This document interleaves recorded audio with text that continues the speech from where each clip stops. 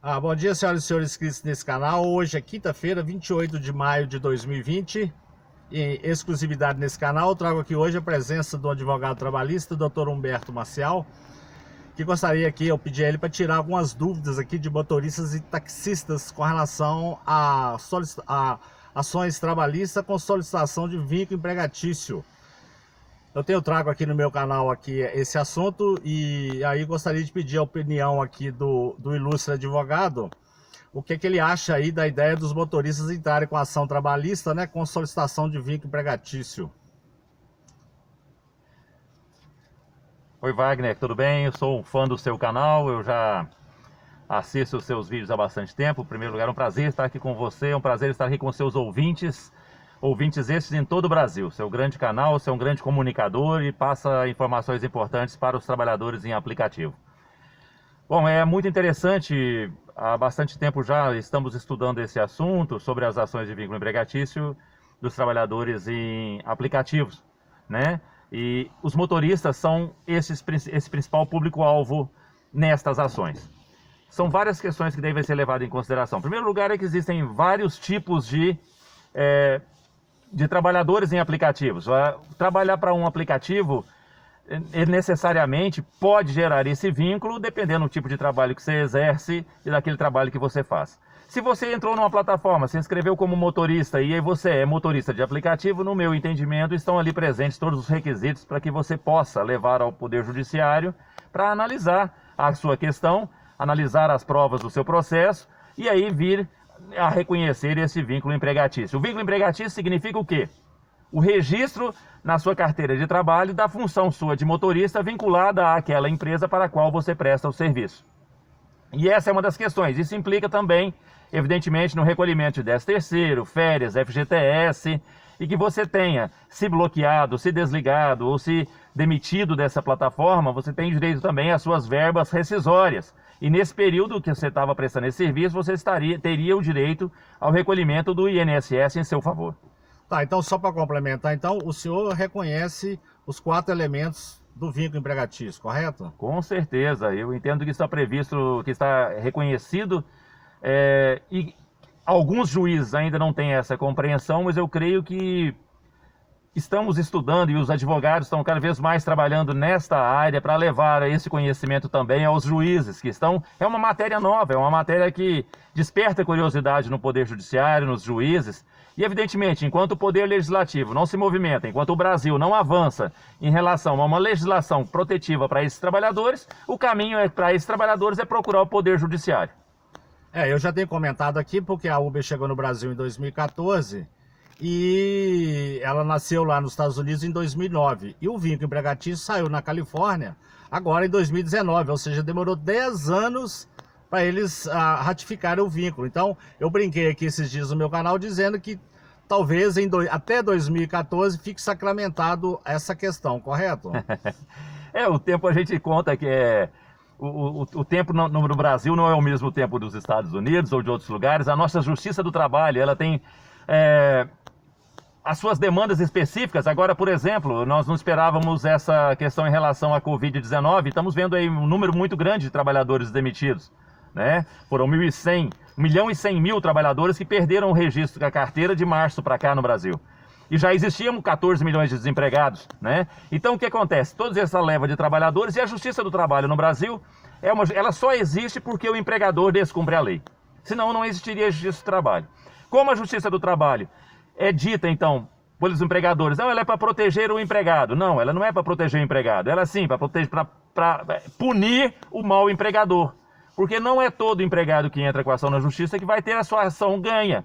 Mas aquele mau empregador, geralmente, ele encontra ali na Justiça do Trabalho uma oportunidade de que ele aprenda a andar certo da próxima vez. É isso que a gente espera. E o tempo, não posso afirmar, mas quanto mais os trabalhadores procurarem bons advogados, tem muitos bons advogados em todo o Brasil que estudam isso, né?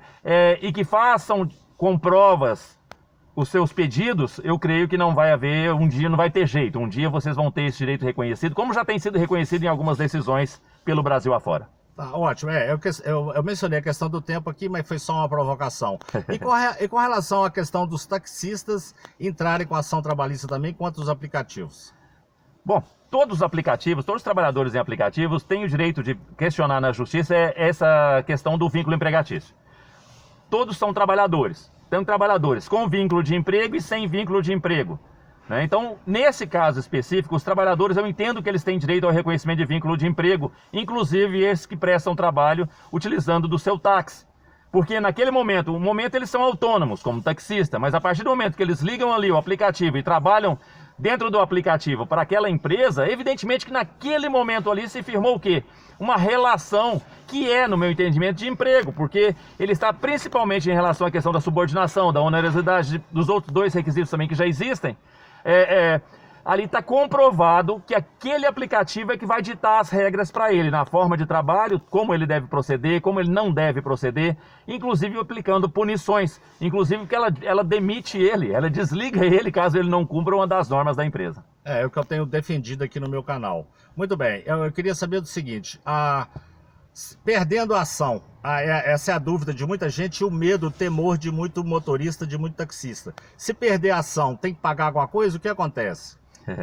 A reforma trabalhista implementada em novembro de 2017, eu chamo de deforma, né? Ela passou a entender que no Brasil passou a operar na Justiça do Trabalho também aquele princípio que já existia na Justiça Comum. Quem perde a causa paga para o advogado da outra. Desde que, aí na Justiça do Trabalho, a regra hoje é que você tenha que ter uma renda superior hoje em torno de R$ 2.500, R$ 2.600. Então, se você tem uma renda que é superior a 40% ao teto da contribuição do INSS, que hoje é fixada em 5.800, mais ou menos, 5.700, 5.800 reais, 40% disso em torno de 2.400, 2.500. Então, se você ganha mais de 2.500 reais comprovadamente, então pode ser que você venha a pagar um determinado valor para o advogado da empresa da outra parte, caso você venha a perder. Caso contrário, essa dívida ela vai ficar ali consignada e se um dia você vier a ganhar mais, dentro de um período de 5 anos, você poderia ser até condenado. Mas a regra é que menos de R$ 2.400 não pagam caso percam perante a Justiça do Trabalho. Ótimo, ótimo. Bom, e se o motorista ou o taxista não conseguir tirar os prints dos ganhos das corridas, o relatório de ganhos, porque ele está bloqueado ou por qualquer razão, o que o senhor acha? Sim, evidentemente que são outras as formas de produzir essa prova. Uma delas pode ser produzida através do seguinte: na petição inicial, o advogado vai pedir que a empresa traga aos autos, traga ao processo as comprovações de ganhos obtidos nele durante esse período. E isso vai fazer com que a empresa se movimente, que ela é que detém esses dados. A partir do momento que muitas vezes o trabalhador larga de trabalhar na empresa, a empresa vai lá e corta o acesso dele ao aplicativo. Isso tem sido mais comum, ela bloqueia efetivamente o trabalhador, o acesso dele. E durante o contrato, às vezes ali, o trabalhador não tomou esse cuidado. Então pede que a empresa traga aos autos, traga ao processo esses documentos. E aí sim, caso contrário, o que a gente tem feito nas nossas ações é pedido então que se fixe o salário, que é aquele salário do motorista previsto hoje em Minas Gerais em torno aí de R$ 1.800, é o que está previsto pelo Sindicato dos Trabalhadores e dos Motoristas. Ótimo. Com relação aos custos de se mover uma ação, aí o que se pede? A carteira de trabalho para poder conseguir a gratuidade de justiça? Geralmente esse trabalhador vai ter a carteira de trabalho zerada. O que você pode pedir, o juiz pode chegar ao ponto de pedir, por exemplo, que se traga as declarações de imposto de renda dos últimos 5 anos, dos últimos 2 anos, do último ano. Mas você vai mostrar para a empresa uma declaração e você vai assinar uma declaração para o seu advogado dizendo que você está desempregado, que você não tem condição de arcar com custos e outras despesas perante o judiciário para que possam, nesse caso, prejudicar o sustento da sua família. Essa declaração tem sido aceita caso não haja nenhuma prova em contrário. Ótimo. Para finalizar aqui, o vídeo já está dando 10 minutos. Os motoristas, eles podem ajuizar ação contra vários aplicativos? Sim, que é muito comum hoje que um motorista trabalhe com o aplicativo X, Y, Z, ele pode ajuizar uma ação contra cada um desses aplicativos. Tá bom, ótimo. Eu queria agradecer aqui a presença e os esclarecimentos do Dr. Humberto, em exclusividade nesse canal. Se você gostou desse vídeo, por gentileza, deixe seu like. podendo, inscreva-se também. Muito obrigado. Muito obrigado, é um prazer estar com você. Mantenha a distância e usa máscara, hein, Wagner? Obrigado, obrigado. Foi só porque para gravar aqui, muito obrigado.